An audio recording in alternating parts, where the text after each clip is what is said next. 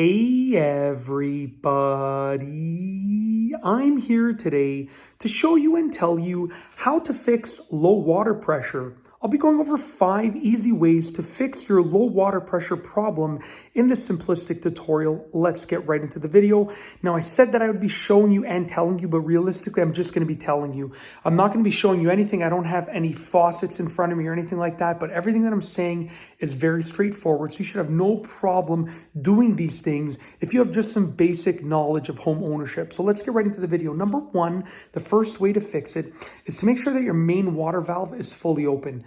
There's going to be somewhere in your house where there's going to be a water valve, a water pipe that comes in and it has a valve associated with it, like a knob that you can turn, and that will turn off or on the water to the entire house.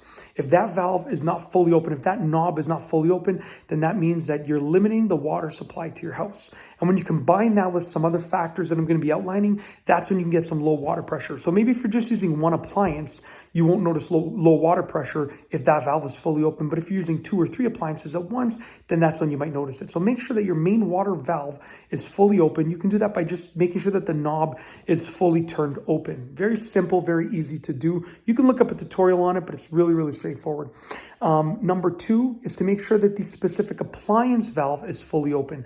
Sometimes your main water valve to your house is fully open, but let's say the valve to the sink that you're using is not fully open. So most of the appliances in your house are going to have shutoff valves, they're called. Essentially, they are valves that turn the water on or off to that specific sink, faucet, dishwasher, washing machine, whatever the case is, toilet, whatever the case is. If you're noticing low water pressure only on one appliance, then make sure that that valve on that appliance is fully open. Maybe all of the valves on all of your appliances are not fully open. So just take a look and see if maybe the valves are not fully open on each individual appliance. Just like the main water valve of your house, it's the same process, just with each individual faucet or whatever water using appliance it is. Number 3 is to remove the aerator and clean it. If you are specifically using a faucet or a sink, then they are likely going to have an aerator in them. And that aerator should be removed and cleaned on a regular basis. Like I try and clean mine every single year, because what happens is you get some scale buildup in them. You get some sort of debris buildup in them because, there are things that get built up when water passes through things, right? So the aerator is going to have a buildup on it. And if you don't clean it, it's going to limit your water flow. Does that mean that you're going to get like very, very low water flow? No, it'll just limit it a little bit. It takes a long time for your aerator to build up to the point where, it's going to limit it significantly. But even so, a limited water flow is a limited water flow. And if you deserve to get a full flow of water, then you should get a full flow of water. So take the aerator out, clean it, put it back in, or just replace it with a brand new one. They're really inexpensive and they literally just screw in place. Just look up a tutorial on how to do it. Really, really easy to do. Okay, I was going to demonstrate each of these things, but honestly, most of them are just so easy and straightforward. I'll probably do a separate video for each of them, demonstrating each and every one of them. But with regards to this video, I just wanted to explain each of them. So look forward in the future to seeing a separate video on each of these tasks. But for now, just going to explain it. Number 4, turn off other water using appliances. You see, when you are using you only have a certain amount of water that can come into your house. And when you are using an appliance that uses water and you try and use another appliance that uses water, sometimes you can get low water flow. It all depends on the pipe sizing of the water that comes into your house, whether you have 1/2 inch, 3/4 inch, or 1 inch, or even larger.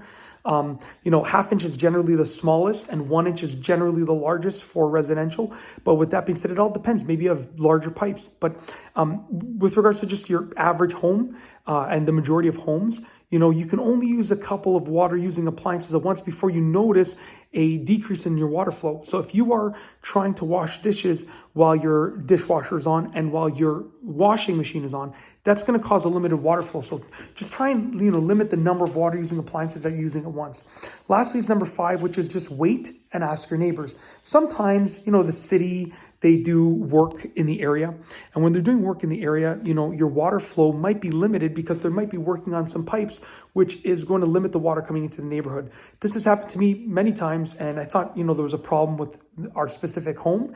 And in reality, I spoke to my neighbors and it's like, oh, everyone is experiencing the same low water flow for the next, 3 hours. And then, you know, I went on a sort of a drive and I saw the people working on the pipes, and I said, oh, do you know when the water flow will be back to normal? And they said, oh, a couple hours. Okay. So basically, you know, just wait and ask your neighbors, because maybe at the end of the day, they might be doing work in your neighborhood and that might be limiting your water flow. So don't just freak out and think it's your house. Ask your neighbors, see if they're experiencing the same problem, and wait. Sometimes, you know, like the problem just solves itself. Sometimes a low water flow problem will just literally like 10 minutes later just fix itself, because maybe they're doing work to your specific pipeline. You never know, right? Things like that have happened before. It's not the first time and it won't be the last. So that's basically it. That is how to fix a low water pressure problem. 5 specific things that you can do. Like I said, I plan on demonstrating each of these individually in the future. So look forward to those videos and you can see each of those individually for how to do each and every one of them. I've already done one on turning off or on the water supply to various appliances like a toilet, a washing machine, I believe I did, a sink and stuff like that. So I've already done those, but I plan on doing like a main water valve, turning off and turning on the water on your main water valve of your house. You know, cleaning an aerator. I'm going to do all those tutorials in the future, so stay tuned and subscribe to the channel so you can see them when they come out. That said, if you like this video, please be sure to give it a thumbs up. Let me know what you think down below as a comment. And of course, be sure to subscribe for more great videos just like this one. And that's all I have for you today. Thanks for watching.